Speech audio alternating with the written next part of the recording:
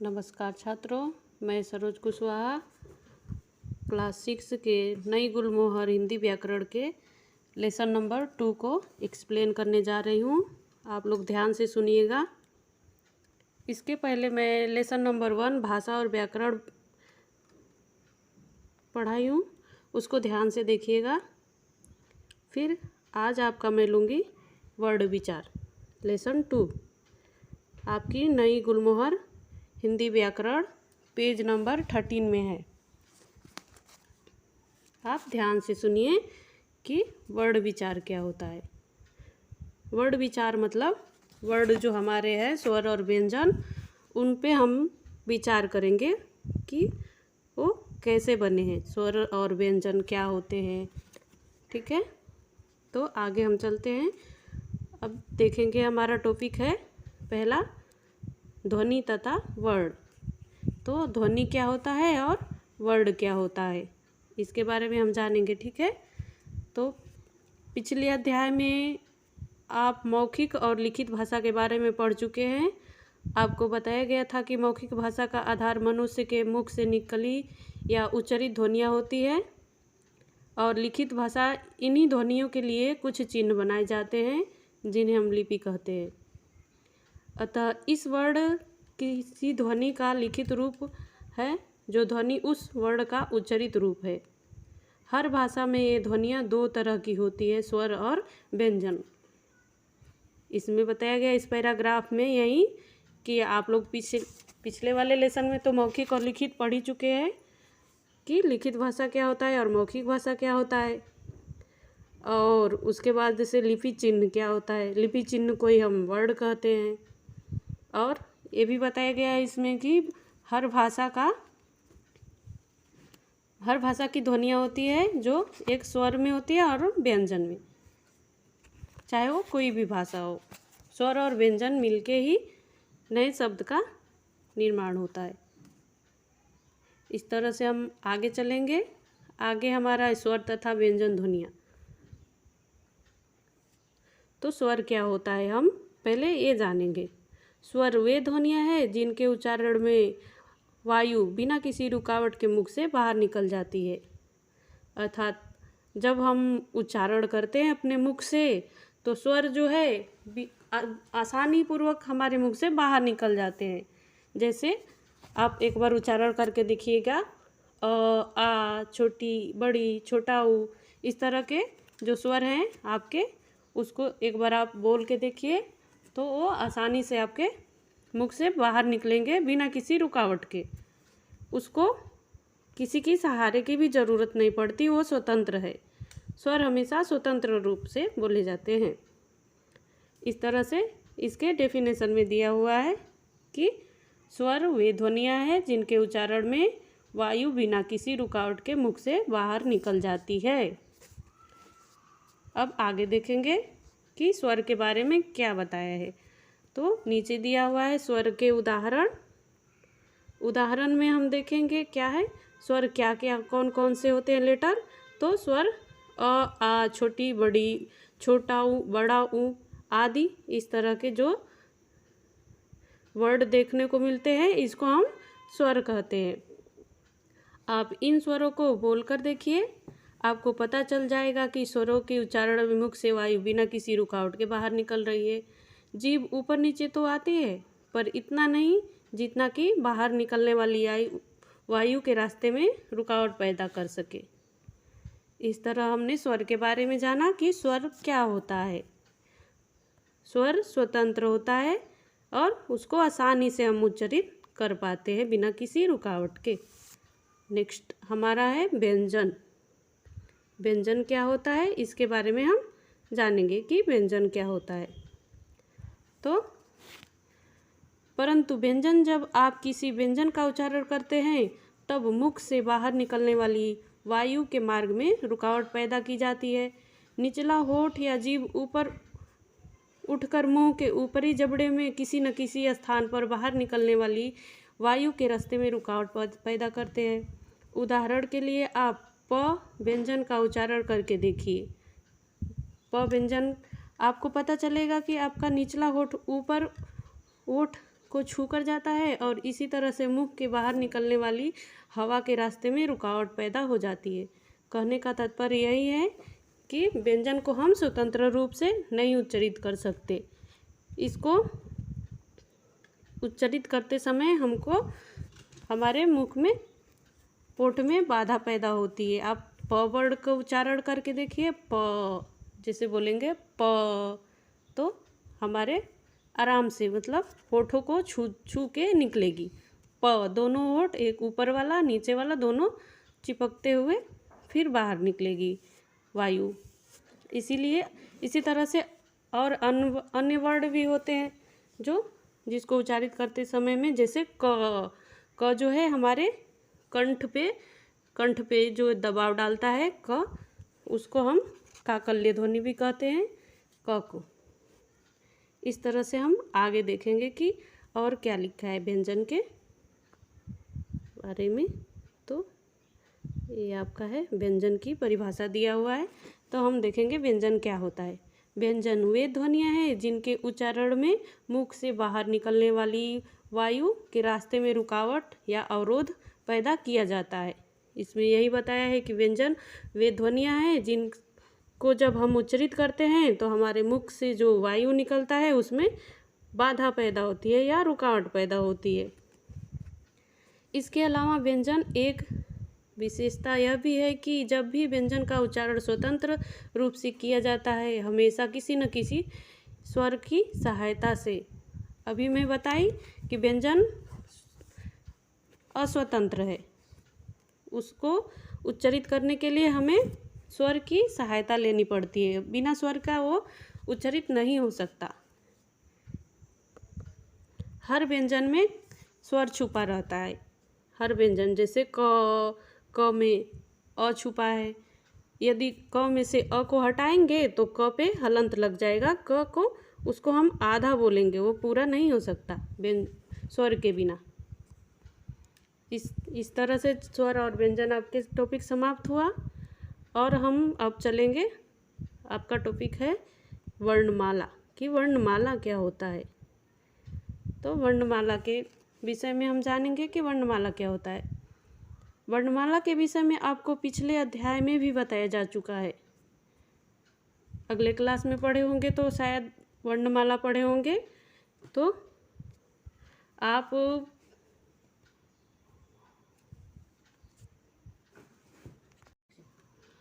अब हम देखेंगे वर्णमाला।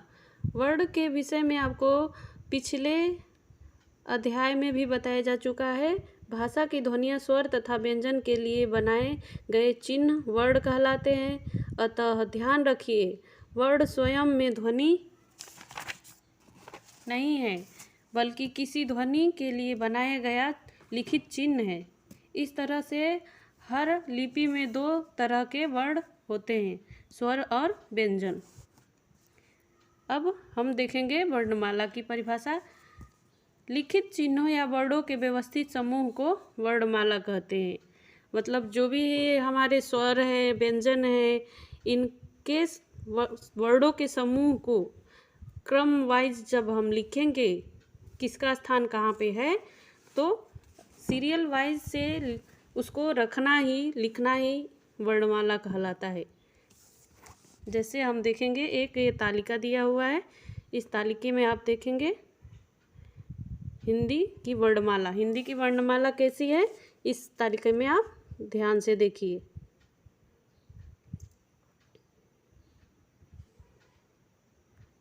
इसमें दिया हुआ है स्वर। वर्णमाला में सबसे पहले स्वर आता है।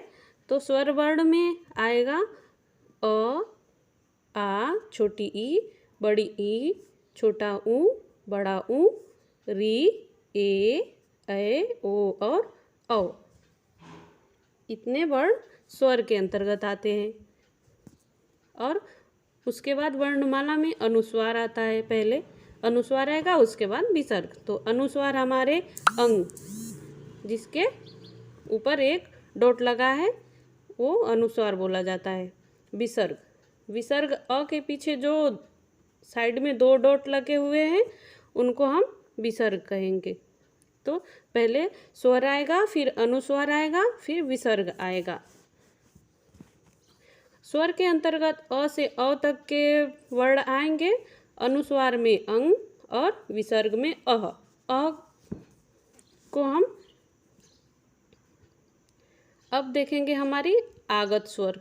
आगत स्वर मतलब जो दूसरे भाषाओं से आया हुआ मतलब है, हिंदी में जो आ गया है उसको हम इसे आ लिखेंगे। आ के ऊपर चंद्र बिंदु के जैसे बनाएंगे, लेकिन उसमें डॉट नहीं रहेगा। इसको हम आगत बोलेंगे। आगत स्वर जो मतलब दूसरे भाषाओं से आया हुआ हो। अनुनासिक, अनुनासिक जो नाक के सहारे उच्चरित होते हैं। इसमें अ पे चंद्र बिंदु, आ पे चंद्र बिंदु, ई पे चंद्र बिंदु, बड़ी ई में नीचे उसके चोटी में उसके डॉट, ऊ पे चंद्र बिंदु, बड़ा ऊ पे भी, ए पे भी उसके ए के पीछे जो है उसके चोटी के पीछे डॉट लगेगा। ओ में ओ के पीछे भी डॉट लगेगा, औ के भी पीछे डॉट लगेगा। इस तरह से ये अनुनासिक हो गए। फिर अब हम आ जाएंगे व्यंजन वर्ण में। व्यंजन वर्ण में हम देखेंगे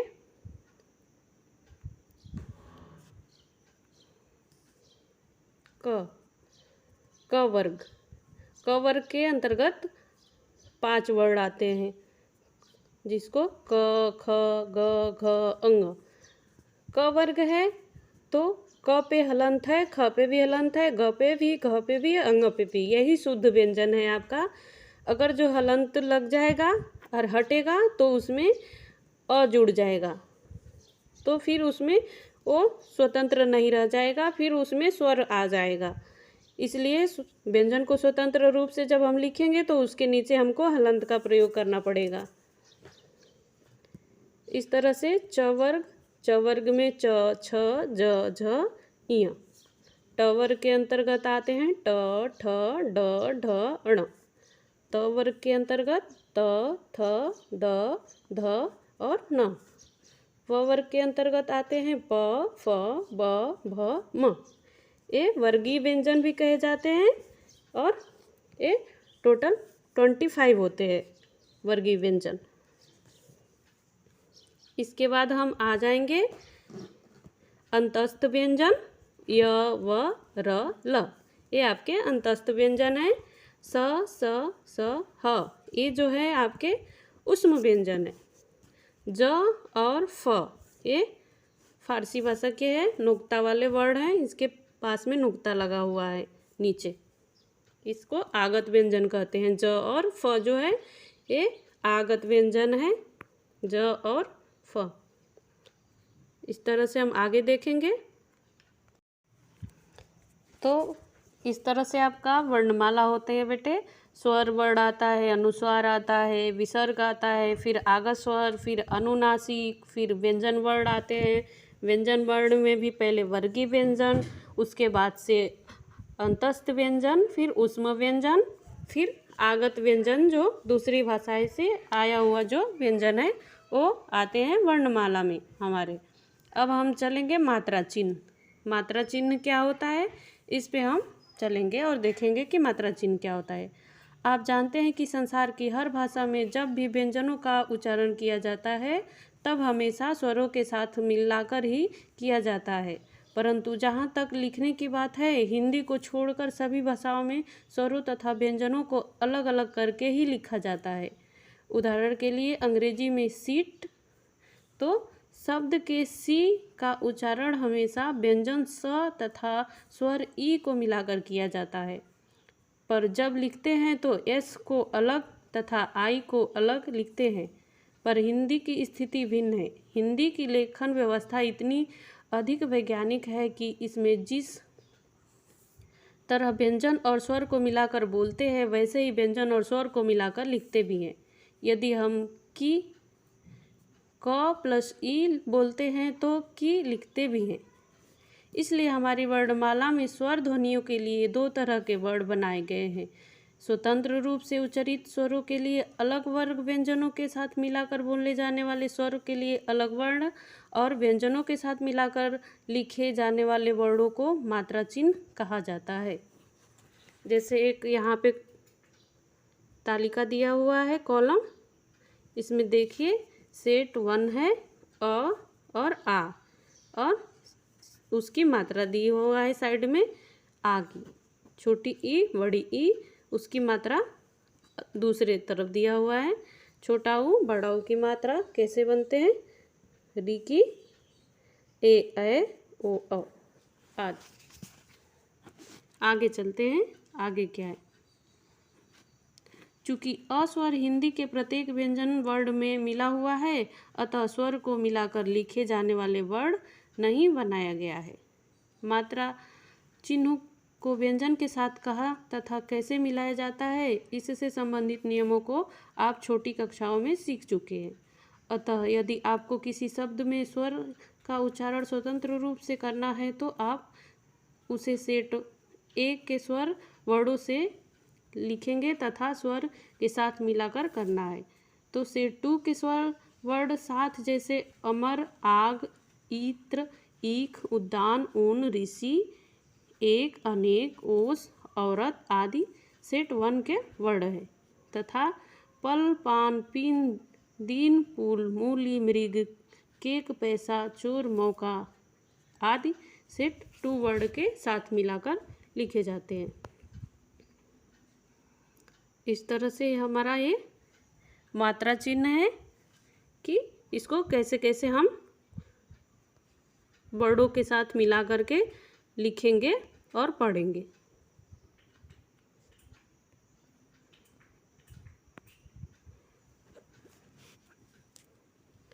और आगे चलेंगे हम, इसमें कुछ महत्वपूर्ण ध्वनियाँ और उनके वर्ड हैं। जैसे री स्वर है। री पहले भी बताया जा चुका है कि संस्कृत में री एक स्वर था। अन्य स्वरों की तरह इसके उच्चारण में भी वायु बिना किसी रुकावट के मुख से बाहर निकलती थी। हिंदी तक आते आते स्वर के रूप में इसका उच्चारण समाप्त हो गया। अर्थात मतलब संस्कृत में री का उच्चारण होता था पहले, हिंदी में आते आते इसका उच्चारण समाप्त हो गया। हिंदी भाषा भाषी इसका उच्चारण व्यंजन र प्लस स्वर ई को री के रूप में करने लगे। अर्थात व्यंजन वाला र और उस पे ई की मात्रा री के रूप में हिंदी में लिखे जाने लगे।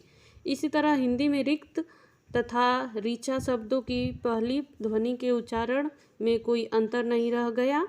हिंदी में इसी तरह से रिक्त और ऋचा शब्द में कोई अंतर नहीं रह गया, पर संस्कृत के री स्वर वाले जो शब्द हिंदी में आ गए हैं उनका लेखन आज भी संस्कृत की ही भांति री वर्ड से ही किया जाता है। जैसे ऋतु, ऋषि, मृग, दृश्य आदि। इस तरह के जो वर्ड होते हैं जो वो संस्कृत से जो हिंदी में आए हैं वो आज भी री के साथ में उच्चारित होते हैं या लिखे भी जाते हैं। अब हम आएंगे अनुनासिक। अनुनासिक क्या होता है, अब हम देखेंगे। अनुनासिक संस्कृत से हिंदी को जो स्वर ध्वनियाँ मिली थी वे निरनुनासिक, नॉन नेजल या मौखिक थी। उनके बोलने में हवा केवल मुख से ही बाहर निकलती थी। हिंदी में आकर सभी स्वरों को उच्चारण मुख के साथ साथ नाक से भी हवा बाहर निकाल कर किया जाने लगा।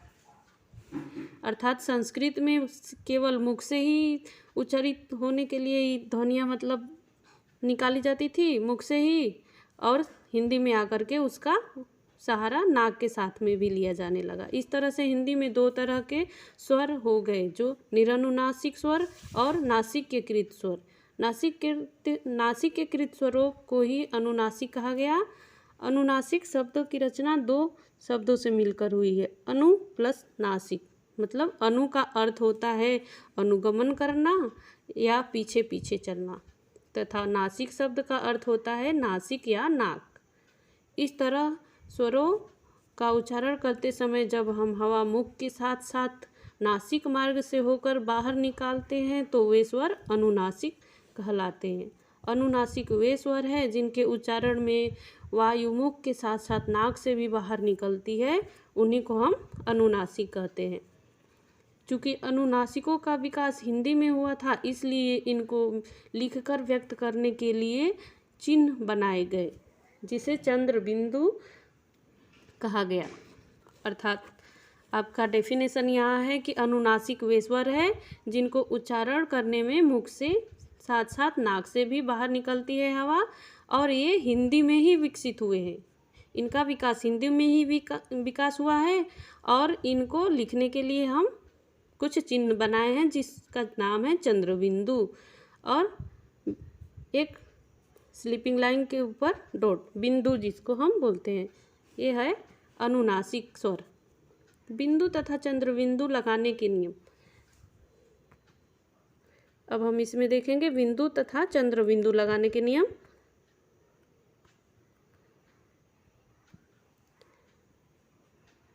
जिन वर्णों की शिरोरेखा के ऊपर स्थान खाली है अर्थात मात्रा चिन्ह का कोई अंश नहीं है, उनके ऊपर अनुनासिक के लिए चंद्रबिंदु लगाया जाता है।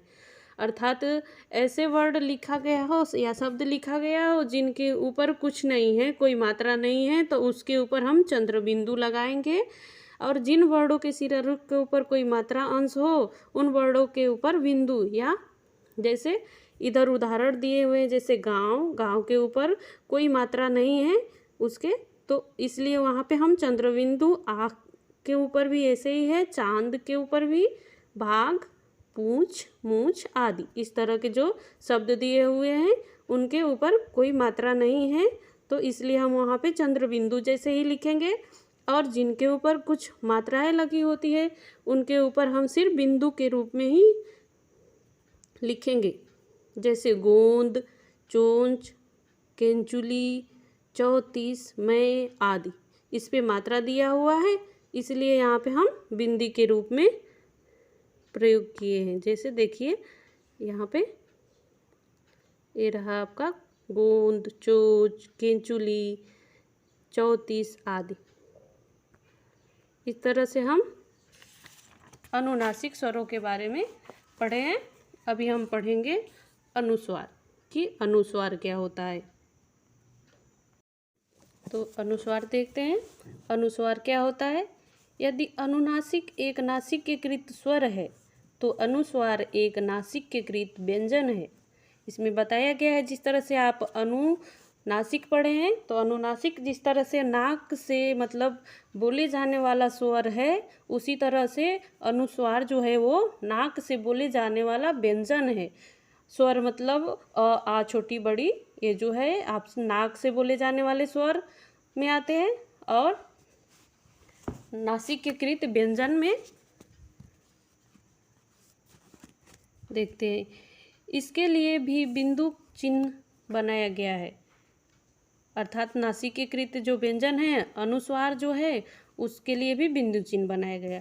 वर्णमाला में इसे अ स्वर के ऊपर बिंदु लगाकर अंग के रूप में दिखाया जाता है, लेकिन यह व्यंजन अन्य व्यंजनों की तरह स्वतंत्र रूप से उच्चरित नहीं होता। उसका उच्चारण इस बात पर निर्भर करता है कि शब्द में यह कहाँ आ रहा है। यह शब्द में 2 स्थानों पर आ सकता है, एक आ सकता है शब्द के अंत में और एक शब्द के बीच में। जब शब्द के अंत में आएगा तो हम इसका उच्चारण कैसे करेंगे?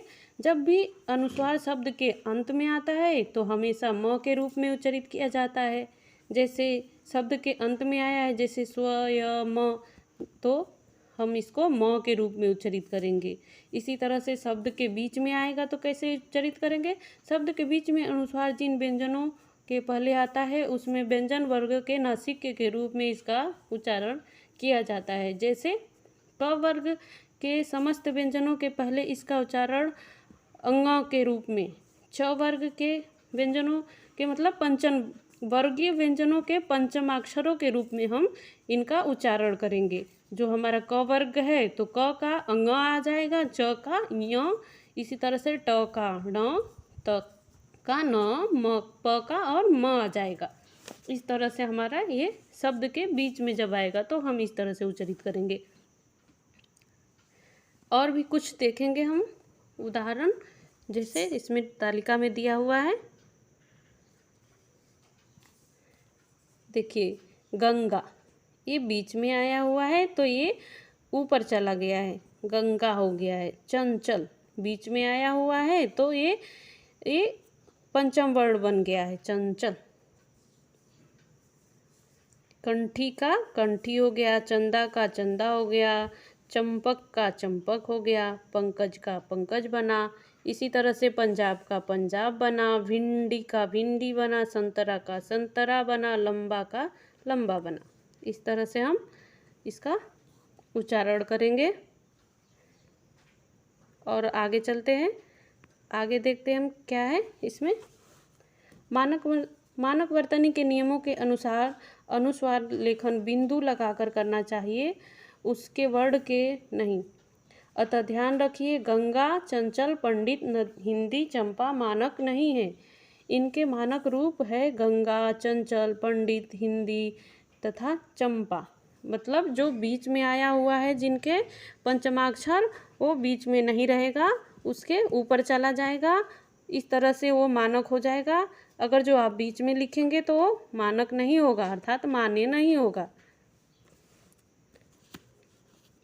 इस तरह से हमारे अनुस्वार भी टॉपिक समाप्त हुआ। अब हम जाएंगे विसर्ग में। विसर्ग में क्या दिया हुआ है? विसर्ग क्या होता है? हिंदी वर्णमाला में विसर्ग को भी अस्वर के स्थान पर अह के रूप में लिखकर दिखाया जाता है। संस्कृत में ह का उच्चारण दो तरह से होता है। एक तरह से उच्चारण के लिए ह चिन्ह बनाया गया है तथा दूसरों के लिए विसर्ग। हिंदी में विसर्ग का उच्चारण समाप्त हो चुका है, इसे भी सब लोग ह के रूप में ही बोलते हैं। पर विसर्ग युक्त संस्कृत के जो शब्द हिंदी में आए हैं, उनका लेखन संस्कृत की तरह ही विसर्ग लगाकर किया जाता है। जैसे प्रायः, प्रातः, अतः, स्वतः, गति आदि। पर हिंदी में उच्चारण के लिए स्तर पर प्रायः तथा सुबह की अंतिम व्यंजन ध्वनि के उच्चारण में कोई अंतर नहीं रह गया है। अर्थात विसर्ग जो है ह के रूप में उच्चारित होता है और संस्कृत से कुछ वर्ड जो आए हैं वो हिंदी में ज्यों का त्यों ही संस्कृत की तरह ही उच्चारित किए जाते हैं, लिखे जाते हैं। अब आगत ध्वनियाँ। आगत ध्वनियाँ क्या है? जो दूसरे वर्ण ध्वनियों से आई हुई है, जो वो किस तरह के वर्ड हैं? आगत। आगत शब्द का अर्थ होता है आई हुई, अर्थात यही मैं बता रही हूँ कब से, आई हुई। आई हुई मतलब दूसरे भाषाओं से आई हुई। आई हुई अर्थात आगत ध्वनियाँ वे ध्वनियाँ हैं जो हिंदी में अन्य भाषाओं से आई है। जैसे अरबी से कुछ भाषाएं आई है, कुछ भाषाएं फारसी से, कुछ तुर्की से, कुछ अंग्रेजी से। इस तरह से हमारी हिंदी में आई हुई आगत ध्वनियाँ हैं जो अन्य भाषाओं से हिंदी में आ गई है, और हम उसको उसी तरह से उच्चारण करते हैं, लिखते हैं। ठीक है। इसमें देखेंगे स्वर में व्यंजन दोनों ही प्रकार की ध्वनियाँ हैं। चूँकि ये ध्वनियाँ पहले से ही हिंदी में नहीं थी, अतः इनके लिए नए वर्ड भी लिए गए हैं। ये ध्वनियाँ और इनके लिए विकसित वर्ड इस प्रकार हैं। आगत स्वर जो है, देखिए आगत स्वर कैसे लिखा गया है। आगत स्वर आपका है आ के ऊपर चंद्र बिंदु जैसे तो है, लेकिन उसमें बिंदु नहीं लगा है। उदाहरण में हम जाएंगे। उदाहरण देखिए, पॉकेट, डॉक्टर, काफ़ी, आर्डर, ऑफिस आदि। इस तरह के जो शब्द हैं जो जिनके ऊपर चंद्र बिंदु के समान ही लगे हुए हैं, लेकिन उसमें डॉट नहीं लगा हुआ है, ये आगत स्वर है। अब आगत व्यंजन है, जैसे दूसरी ध्वनियों से आगत व्यंजन है जो ज और फ। ज और फ के नीचे नुक्ता लगा हुआ है। जो डॉट दिख रहा है ज और फ के नीचे जो डॉट, उसी को मैं नुक्ता बोल रही हूँ, ध्यान से देखिएगा। अब आगे चलेंगे। आगत ध्वनि से बनने वाले शब्दों का लेखन जहाँ तक हो सके उनके लिए बनाए गए वर्णों से ही करना चाहिए। जैसे सजा, राज, मजा, जरा, सफल, फायदा, फोन, सफाई आदि। इस तरह से हम उच्चारण करेंगे आगत ध्वनियों का। तो फिर बच्चों, आज के लिए बस इतना ही। कैसा लगा आज का क्लास कमेंट करके बताइएगा। मेरे चैनल को सब्सक्राइब कर लीजिएगा और लाइक शेयर कीजिएगा। आज बस इतना ही। अब आगे का चैप्टर मैं कल बताऊंगी। कल एक्सप्लेनेशन के साथ साथ आपका बैक एक्सरसाइज भी करवा दूंगी। इस तरह से आपका दूसरा लेसन भी दूसरे वाले वीडियो में समाप्त हो जाएगा। धन्यवाद।